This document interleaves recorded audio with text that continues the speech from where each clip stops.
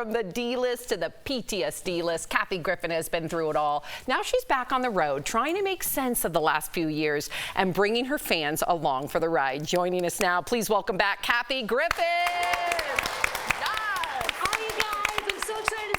Again. How are you? So good to see you. We're doing great. Yes, and you look to be doing great as well. You're back on tour.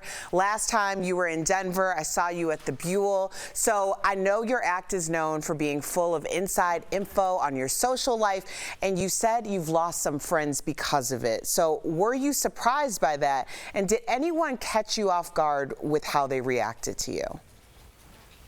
Yeah, look, it's been almost 7 years since that picture, which I stand by the way. It's covered by the First Amendment. But I lost about, honestly, like 75% of my friends. And my own industry blacklisted me. So honestly, it's a big deal for me to be back on tour because for years, nobody would hire me. And because of the Trump photo back in the day, the theaters were getting bomb threats and death threats and people lost their minds. So I call the show My Life on the PTSD List because I've actually been diagnosed with PTSD and I have to laugh about that as well. So since I was last on tour, oh my goodness, you know, I went from the no-fly list to a pill addiction, which I talk about. I'm happily in recovery. Then I got lung cancer and I lost half of my left lung. Wow. I filed for divorce 4 months ago, so I'm 63, single and sexy. And I talk about all that. And of course, I talk about my celebrity run-ins. But my big announcement is that Kathy Griffin, My Life on the D-List, all 6 seasons of the double Emmy-winning show just started streaming on Peacock. Like yesterday. So I hope people can discover it, and there's a lot of nostalgia around it. But for the tour, you know, it's no holds barred. I'm not taking any prisoners. I make fun of everybody in the city. I do my local research, and then I tell my celebrity stories. And I went to Paris Hilton's birthday party, which is just funny on its own.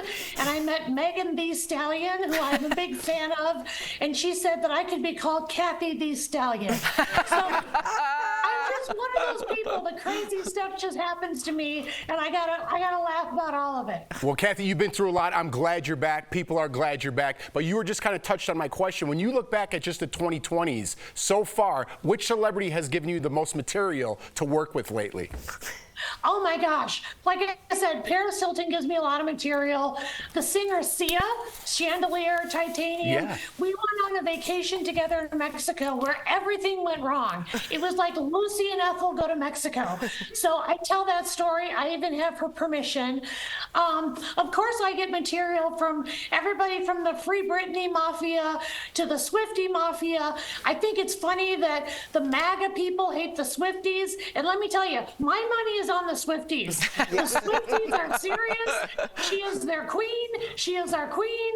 I'm a Swiftie because I'm afraid of them. I think a lot of people on our panel say it like that too. Yeah. It's so true. When you play at Carnegie Hall, first of all, that's amazing this year. You will break the record for most shows by a female comedian at the venue.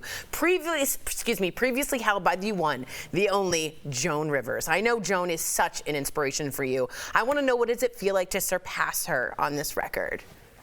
You know what? We discussed it, and she would make fun of me and go, "Oh, I can't stand you. You're taking all my jobs," and call me names. And we'd go to dinner and laugh, and I miss her every day. But Carnegie Hall, I call it the church. Believe it or not, it's a great venue for stand-up because the acoustics are so amazing. And I'm lucky enough on this tour, Kathy Griffin, My Life on the PTSD List. I'm playing 4 cities on this leg, and then I'll come back in the fall and play 40 more. And every show's going to be different.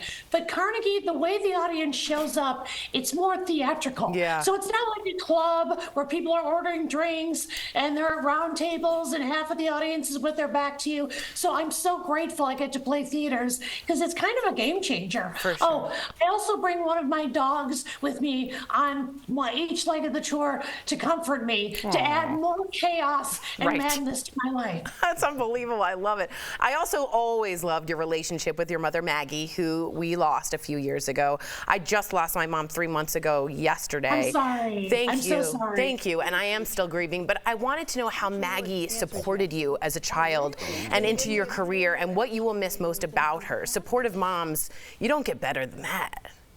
Oh, don't be fooled. My mom, Maggie, didn't support me at all. She wanted me to be a dental hygienist until the day she died.